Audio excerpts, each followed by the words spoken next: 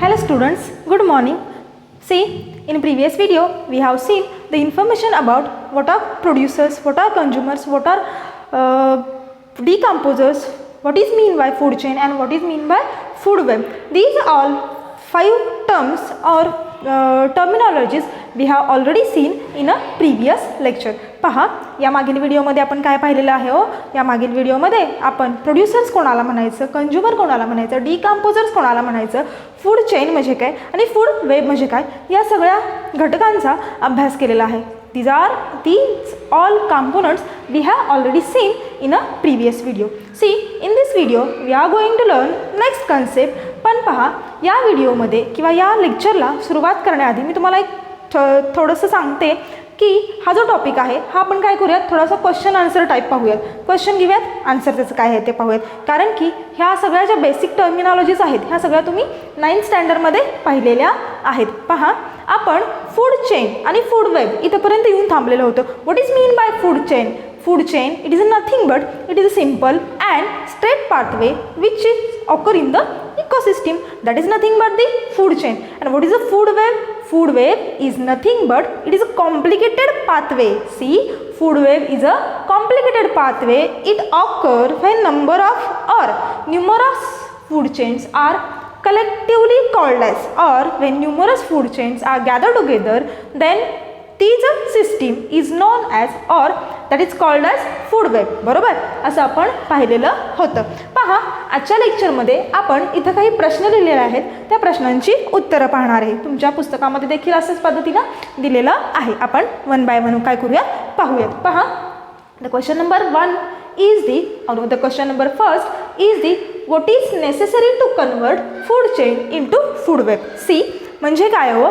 what is necessary to convert food chain into food web म्हणजेच जर का food चेनचं कन्व्हर्जन, फूड चेनला कन्वर्ट आपल्याला फूड वेबमध्ये करायचं असेल तर आपल्याला काय करावं लागेल हो? It is very easy to convert food chain into food web. There is a number of और न्यूमरस फूड चेन कलेक्ट करायला लागतील. आपल्याला काय करायला लागतील? सगळ्या जेवढ्या काही फूड चेन आहेत का, तर जेव्हा एकापेक्षा जास्त फूड चेन, दोनापेक्षा 4, 4पेक्षा 8 जेव्हा एकत्र येतील अशा पद्धतीने एक मोठं जाळं जेव्हा तयार होईल तेव्हा काय होणार आहे हो? त्या फूड चेनचं कन्व्हर्जन कशामध्ये होणार आहे? फूड वेबमध्ये होणार आहे. म्हणजेच आपल्याला काय करावं लागेल? What is necessary to convert food chain? Here is the number of food chains are collectively or gathered together. After that a food web is a form. Answer समजलेला आहे काय आहे ते. पहा, नेक्स्ट विचारले, take a ecosystem as a review. Take ecosystem as a review. See, all of you know that what is mean by ecosystem.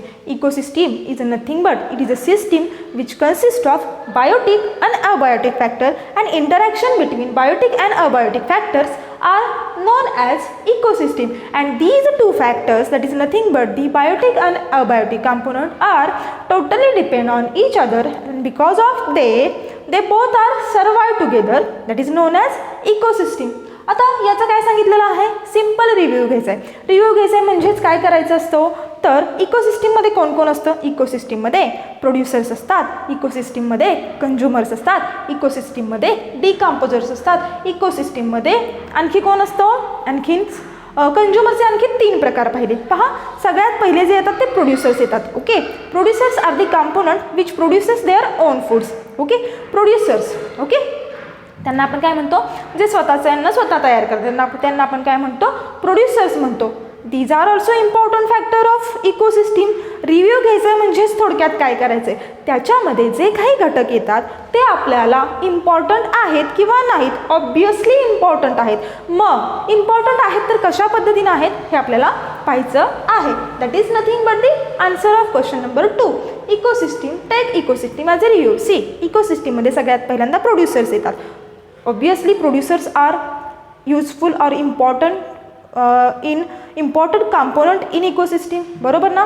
आहेत ना? प्रोड्युसरनी अन्न तयार केल्याशिवाय आपण खाणार आहे का? Because consumers are totally depend on the producers. Like that the herbivorous animals. Herbivorous animals means all of you know that you have already seen in a 9th standard. herbivorous animals are those animals which are means plant eaters. Okay, जे काही animals असतात म्हणजे जे गवत खाणारे animal असतात त्यांना आपण काय म्हणतो, हर्बिवरस ॲनिमल्स असतो.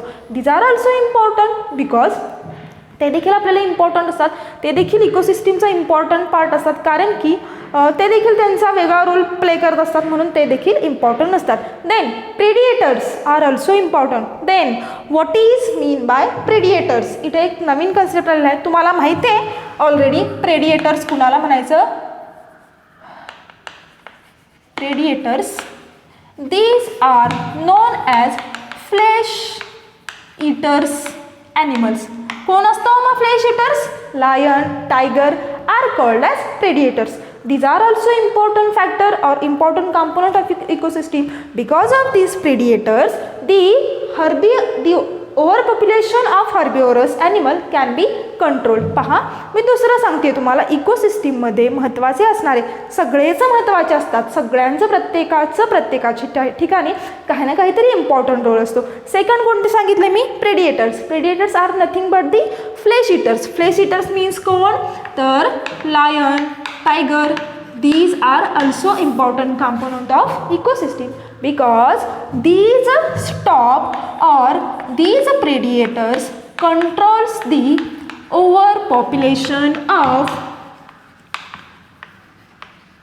herbivorous animal. म्हणजे हर्बिवरस ॲनिमल्सचं जे ओव्हर पॉप्युलेशन असतं हे कोणामुळं कंट्रोल केले जातं, तर प्रेडिएटर्समुळं. बरोबर ना. पहा, कारण की ते कसे असतात, मांस खाणारे असतात. सिंह, लायन आणि टायगर काय करतात, हर्बिवरस ॲनिमल्सला खातात. मग त्यांच्यामुळे काय होतं, त्यांचं पॉप्युलेशन ग्रोथ जी ओव्हर पॉप्युलेशन आहे ही कंट्रोल केली जाते. सी नेक्स्ट कंझ्युमर्स असतात. Consumers are also important for us. We are the consumers. Okay. Next the question number 3 is the whether the caterpillars found in a nature organisms or microorganisms found in a nature filthy places, insects present in dungs are found useful. पहा, question काय आहे, जे काही आपल्याला नेचरमध्ये caterpillar, परत काय असतात तो मायक्रो ऑर्गॅनिझम्स किंवा आणखी काय असतात फिल्दी प्लेसेसमध्ये सापडणारे इन्सेक्ट्स, डंग्समध्ये, याचा अर्थ काय पहा. म्हणजे जे घाणेरड्या ठिकाणी वाढणाऱ्या आळ्या असतात म्हणा, आळ्या, गोमी, परत आणखी काय म्हणूयात आपण, स्पायडर्स असतात किंवा गांडूळ असतं, हे जे असे घाणेरड्या ठिकाणी वाढणारे जे घटक आहेत किंवा कॉम्पोनंट आहेत, these are found useful. Yes, the answer is yes, these are animals are found useful in an ecosystem because they plays an important role to clean environment. Okay, हे जे काय करतात हे सगळे कशाचं काम करतात, एन्व्हायरमेंट क्लीन ठेवण्याचं काम करतात. आता तुम्ही म्हणाल की एन्व्हायरमेंट क्लीन ठेवण्याचं काम कशा पद्धतीने करतात. For example earthworms, that is nothing but दी गांडूळ. अर्थवर्मलाच काय म्हटलं जातं, गांडूळ म्हटलं जातं. गांडूळाचं काम काय असतं, किती घाणेरड्या ठिकाणी असतं, ते कुठंही असतं, त्याचं काम काय असतं, ते काय करतं, जमीन भुसभुशीत करतं. म्हणजे झालंच ना, एन्व्हायरमेंटचा एक पार्ट आहे जमीन. म्हणजे it is a biotic component. ते काय करतात, ह्यांचं जे सगळ्यांचं काम काय असतं, to keep environment clean. So these organisms are found useful. See, what is the next question? What are the different trophic levels? You have already seen, I have told you there are mainly 5 trophic levels. First one is the, छोटीशी diagram काढते, हे तुम्ही पाहिलेलं आहे, पण आपण पुढच्या पॉईंटला जायच्या आधी हे सगळं पाहणं गरजेचं आहे. 2, 3, 4 and 5. 1, 2, 3, 4 and 5. पहा, see which are different trophic levels. See, here is the first trophic level known as producers. Here is the second trophic level known as primary consumers. Here is the third trophic level secondary consumers. Here is the fourth trophic level tertiary consumers, and fifth one is known as apex or it is also called as top consumers. थोडंसं आपण correction करूया. मी तुम्हाला tertiary consumer म्हणजे apex सांगितलं होतं ना, ते तसं नाही आहे. पहा, these are known as tropic levels. How many tropic levels? There are 5 tropic levels. Okay. First one is the producers. All of you know that. What is mean by producers?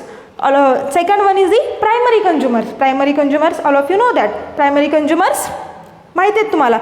Third one is the secondary consumer. Fourth one is the tertiary consumers. And fifth one is the apex. Apex is also called as top consumers. And these 5 are collectively known as tropic levels in an ecosystem. See, next question. What is energy pyramid? See, this diagram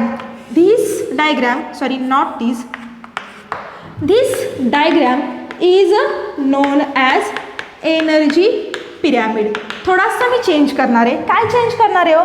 तर हे काय करतात? यांना खातात. हे कोणावरती depend असतात? यांच्यावरती depend असतात. हे कोणावरती डिपेंड असतात? यांच्यावरती. आणि हे कोणावरती डिपेंड असतात? यांच्यावरती. अशा पद्धतीनं हे याच्यावरती, हे याच्यावरती, हे याच्यावरती, हे याच्यावरती आणि हे याच्यावरती, अशा पद्धतीनं उलटं. सॉरी. तर ह्याला म्हणायचं एनर्जी पिरॅमिड. एनर्जी पिरॅमिड कशाला म्हणायचं? तर trophic level. To understand the tropic level, a one diagram is a draw, that is nothing but the energy pyramid. Energy pyramid कोणाला म्हणायचं? तर डिफरंट ट्रॉपिक लेवल समजण्यासाठी जी एक डायग्राम काढली जाते त्या डायग्रामला काय म्हटलं जातं? ती diagram is called as energy pyramid. अशा पद्धतीने आपण किती क्वेश्चनची आन्सर्स पाहिली हो? तर एकूण 5 क्वेश्चनची आन्सर पाहिलेली आहेत.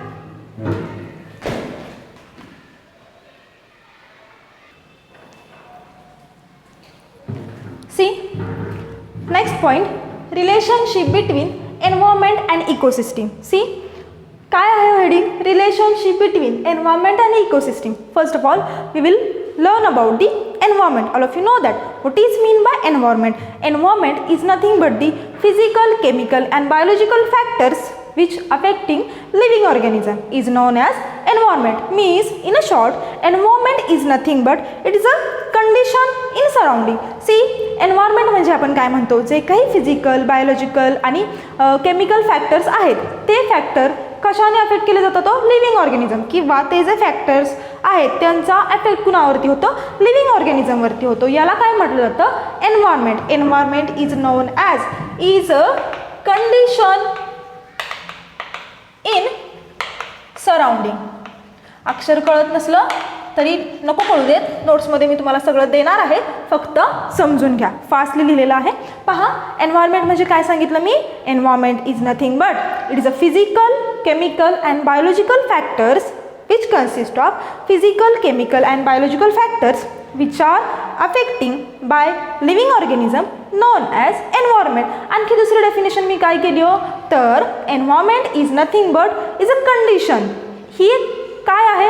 अवस्था आहे किंवा काय म्हणूयात आपण? It is a condition present in the surrounding that is non as environment. Question पहा काय दिलेला आहे. आपण 5 क्वेश्चन पाहिले की नाही, म्हणून या क्वेश्चनला क्वेश्चन नंबर 6 लिहिलेला आहे. What is included in the environment? पहा, व्हेरी इझी. मी काय सांगितले? हा टॉपिक जरा आपण काय करूयात? क्वेश्चन आन्सरमध्ये पाहूयात म्हणजे तुमच्या लक्षात येईल. What is included in the environment? एन्व्हायरमेंटमध्ये काय काय इन्क्लूड होतो? जे काही आपल्या अवतीभोवती आहे त्याला सगळ्याला कलेक्टिव्हली आपण काय म्हणतो? एन्व्हायरमेंट म्हणतो. मग आपण काय सांगू शकतो? The biotic factors, non biotic factors किंवा abiotic factors, also living things and non living things included in the environment. Answer मिळालं. काय सांगितलं? Biotic factor, abiotic factor. Biotic फॅक्टरलाच काय म्हणायचं? लिव्हिंग थिंग्स म्हणायचं. अबायोटिक फॅक्टरलाच काय म्हणायचं? नॉन लिव्हिंग थिंग्स म्हणायचं. These are included in the environment and that is nothing but the ecosystem. आलं का दोघांमध्ये रिलेशन? ते म्हणजेच काय आहे हो? त्याला कलेक्टिव्हली इकोसिस्टीम म्हटलं जातं. मी तुम्हाला उदाहरणांद्वारे आणखी सांगणार आहे इकोसिस्टीम म्हणजे काय आहे ते. First of all we will learn about the what is mean by environment. See, question is the which are types of environment. See, there are mainly 2 types of environment. बाळांनो, 2 टाइप्स आहेत एन्व्हायरमेंटचे. कोणते types आहेत? तर first one is the natural environment and second one is the artificial environment. इथं लिहूयात आपण, इथं लिहूयात. There are mainly 2 types of environment. Natural environment, fast सांगते का मी? गडबड होती का? पहा. आणि दुसरं आहे artificial environment. See, natural environment कोणाला म्हणायचं आणि आर्टिफिशियल एन्व्हायरमेंट कोणाला म्हणायचं? These are the main two types of environment. Natural environment, all of you know that what is mean by environment. See example सांगते मी तुम्हाला, म्हणजे तुमच्या लक्षात येईल की नॅचरल एन्व्हायरमेंट कोणाला म्हणायचं. जे काही बायोटिक कंपोनंट असतात कशातले? एन्व्हायरमेंटमधले, त्यांना म्हणायचं, सॉरी बायोटिक नाही, बायोटिक आणि अबायोटिक जे दोघंही असतात त्यांना काय म्हणायचं? Natural environment. व्हेरी सॉरी, जे बायोटिक आणि अबायोटिक दोन्ही असतात, जे दोन्ही कंपोनंट असतात त्यांना म्हणायचं नॅचरल एन्व्हायरमेंट. मग कोण कोण येतं याच्यामध्ये? एअर, सॉईल, लँड, ॲटमॉस्फिअर, आणखी कोण येतं? Living organism. बघा मी तुम्हाला सांगितलं की नाही, जे अबायोटिक आणि बायोटिक दोघंही असतात त्यांना काय म्हणायचं? These are collectively known as natural environment. नैसर्गिक जे मूळतःच प्रेझेंट आहे त्यांना काय म्हटलं जातं? It is called as natural environment. Then second type of environment is the artificial environment. आता आर्टिफिशियल एन्व्हायरमेंट कोणाला म्हणायचं? पहा, आर्टिफिशियल या शब्दाचा अर्थ आहे मॅन मेड, किंवा याला काय म्हटलं जातं? कृत्रिमरित्या तयार केलेलं. आता कृत्रिमरित्या एन्व्हायरमेंट तयार करता येतं ना. पहा आता कृत्रिमरित्या पाऊस देखील पडता येतो. मग कृत्रिमरित्या किंवा कृत्रिम एन्व्हायरमेंट म्हणायचं कुणाला? Which one is called as artificial environment. See जे काही फॉर एक्झाम्पल तुम्हाला सांगते मी, for example vehicles, two wheeler, four wheelers, artificial environment. Industries, artificial environment. chemical industries, pharmaceutical industries, sugar industries, these are artificial environment. Big buildings, these are artificial environment. जे काही माणसानं तयार केलेलं आहे, the things which are produced by the men are known as artificial environment. मग आपण इथं example काय घेऊयात? फॉर एक्झाम्पल व्हेइकल्स, आणखी काय सांगितलं मी? Sugar industries, various pharmaceutical industries, various chemical industries, आणखी काय म्हणूयात? रात्रीची पळणारी मुंबई वरून जर का बघितली तर त्याला काय म्हणायचं? Artificial environment. Big buildings, these are included in the artificial environment. Clear झालं? टाइप्स कोणते आहेत एन्व्हायरमेंटचे? There are mainly two types of environment. First one is the natural environment, कोणताही घ्या, आणि second artificial environment. Natural environment consist of biotic and abiotic component, whether as the artificial environment consist of the things which are produced or which are made by human being, that is known as artificial environment. See question, why the interaction between biotic and abiotic component are important. पहा काय प्रश्न विचारलेला आहे, म्हणजेच काय तर Biotique आणि abiotic कंपोनंटमध्ये interaction का महत्त्वाचं असतं? तर व्हेरी इझी, त्या दोघांमध्ये इंटरॅक्शन असल्याशिवाय एन्व्हायरमेंटचा बॅलन्स आपल्याला ठेवता येईल का? हो, ठेवता येणार नाही. So answer is the to keep environment clean और to keep environmental balance there is a need of interaction between biotic and abiotic component. हे आपण काय पाहिलेलं आहे? What is mean by environment. Now we will discuss about the what is mean by ecosystem और what is mean by ecology. पहा आता आपण काय पाहूया, इकोसिस्टीम म्हणजे काय आणि term related with the ecosystem. पहिलीच टर्म आहे ecology. What is mean by ecology.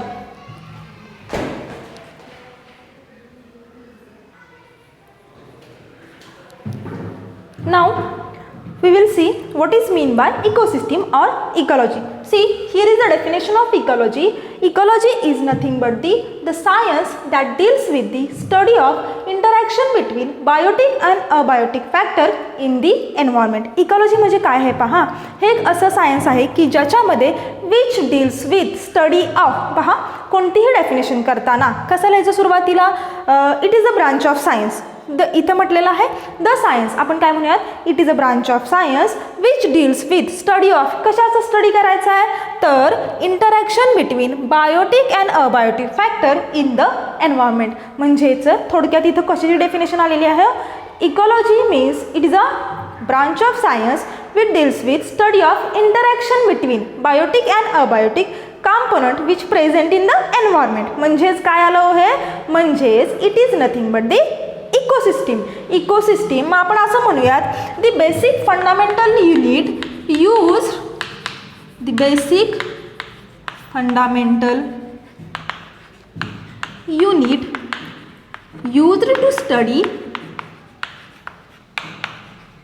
the basic fundamental unit used to study the ecology is known as ecosystem.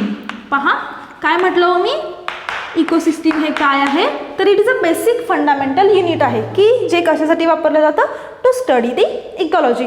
Ecosystem हे एक युनिट आहे आणि त्या कशाचा स्टडी करण्यासाठी, इकॉलॉजीचा स्टडी करण्यासाठी. इकॉलॉजी हे काय आहे, ही एक ब्रांच आहे कोणाची, सायन्सची, की ज्याच्यामध्ये कशाचा स्टडी केला जातो, a number of biotic and abiotic component and interaction between the biotic and abiotic component present in the environment. अशा पद्धतीनं आपण काय पाहिलेलं आहे, इकॉलॉजी म्हणजे काय पाहिलं, इकोसिस्टीम म्हणजे पण काय पाहिलं. इकोसिस्टीम म्हणजे काय, it is a basic fundamental unit to study the ecology. See the environment consist of number of ecosystem. कोणकोणत्या इकोसिस्टीम, तुम्हाला एकाचं मी उदाहरण दिलेलं होतं. कोणतं दिलेलं होतं, एक मोठं तळं आहे किंवा धरण घ्या, हां, आणि त्या धरणाच्या काठी काय हो, पक्षी आहेत, प्राणी आहेत, बाकीचे सगळे कॉम्पोनंट आहेत आणि याला इकोसिस्टीम म्हटलं जातं. मग ह्या एन्व्हायरमेंटमध्ये नंबर ऑफ इकोसिस्टीम असतात. फॉर एक्झाम्पल मी तुम्हाला सांगते, पहा पहिलं एक्झाम्पल घेऊयात आपण. एक छोटंसं डबकं आहे, कन्सिस्ट ऑफ किंवा कन्सिडर करा एक स्मॉल पॉन्ड आहे. आता सगळं दाखवत बसत नाही मी, तुमचं तुम्ही कन्सिडर करा. एक छोटंसं तळं आहे आणि त्या तळ्याच्या भोवती बाकीचे देखील कॉम्पोनंट आहेत आणि बायोटिक कॉम्पोनंट आहेत आणि अबायोटिक देखील कॉम्पोनंट आहेत. मग तिथं प्राणी असतील, पक्षी असतील, तुम्ही आहात तिथं, प्राणी असताना जाऊ नका, अवघड होईल. ओके, पहा एक छोटंसं डबकं आहे. मग त्याच्यामध्ये तुम्हाला सगळ्यांना माहिती आहे बायोटिक कॉम्पोनंट कोणकोणते आहेत, plant, animal, fungi and bacteria, these are the biotic component. मग आणि राहिलेले कोण, water, soil, rocks, mud, sun, हे सगळे काय आले, अबायोटिक कॉम्पोनंट. म्हणजे एन्व्हायरमेंटमधली एक छोटंसं तळं आणि त्या बाजूला असणारी कॉम्पोनंट ही एक काय झाली, इकोसिस्टीम झाली. पहा सेकंड एक्झाम्पल, तळ्याचं घेतलं. आता कशाचं घेऊयात, धरणाचं घेऊयात. मोठं एक डॅम आहे, ए बिग डॅम. त्याच्या भोवती देखील काय असतात, हे सगळे कॉम्पोनंट असतात, बरोबर. हे सगळे कॉम्पोनंट म्हणजेच कोण असतात, बायोटिक कॉम्पोनंट असतात, अबायोटिक कॉम्पोनंट असतात. म्हणजे हे सेकंड एक्झाम्पल झालं इकोसिस्टीमचं. थर्ड आपण एक्झाम्पल घेऊयात, पृथ्वी किंवा अर्थ, बरोबर. अर्थमध्ये देखील काय आहेत, आपण सगळे आहोत, त्याच्यामध्ये बायोटिक कॉम्पोनंट आहेत, अबायोटिक कॉम्पोनंट आहेत आणि त्या दोघांमध्ये काय आहे, इंटरॅक्शन आहे. म्हणजेच these three are called as examples which present in the environment. कशाची एक्झाम्पल, इकोसिस्टीमची example. Environment consist of many ecosystem like these three. मी तुम्हाला 3 एक्झाम्पल सांगितले इकोसिस्टीमचे, बरोबर. मग आपण काय करूयात, आणखी एक डेफिनेशन करूयात इकोसिस्टीमची. काय करूया, तो biotic and abiotic component, biotic and abiotic components which occupy different geographical area and interaction between them is known as ecosystem. पहा, कोणतीही तुम्ही डेफिनेशन लिहा, काही प्रॉब्लेम नाही आहे, फक्त समजून घ्यायचं. काय सांगितलेलं आहे पहा, ecosystem is also called as. ते बेसिक फंडामेंटल युनिट तर आहेच, कशासाठीचं, इकॉलॉजीचं स्टडीसाठीचं.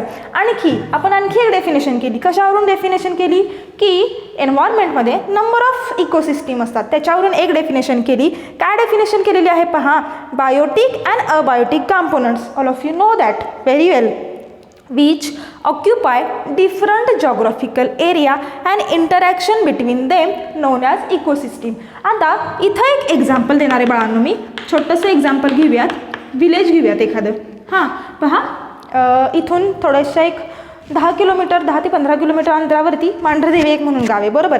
आणि त्या घाटातून जर का आपण खाली पाहिलं तर खाली खूप छोटी छोटी गावं वसलेली आहेत, बरोबर. आणि त्या गावांमध्ये पहा बायोटिक कंपोनंट असतात का? हो आहेत. अबायोटिक कंपोनंट असतात का? आहेत. पण ते दोघं जर का वरून व्ह्यू घेतला आपण, आता मी इथं दाखवणं पॉसिबल नाही आहे, तुमचं तुम्ही पहा, तर घरं सगळी एका बाजूला दिसतील आपल्याला आणि अबायोटिक कंपोनंट म्हणजे जे बाकीचे आहेत ते वेगळ्या ठिकाणी दिसतील आपल्याला. आणि त्या दोघांमध्ये म्हणजेच त्यांनी काय केलेलं असतं, डिफरंट जिओग्राफिकल एरिया असतो त्यांचा, बरोबर.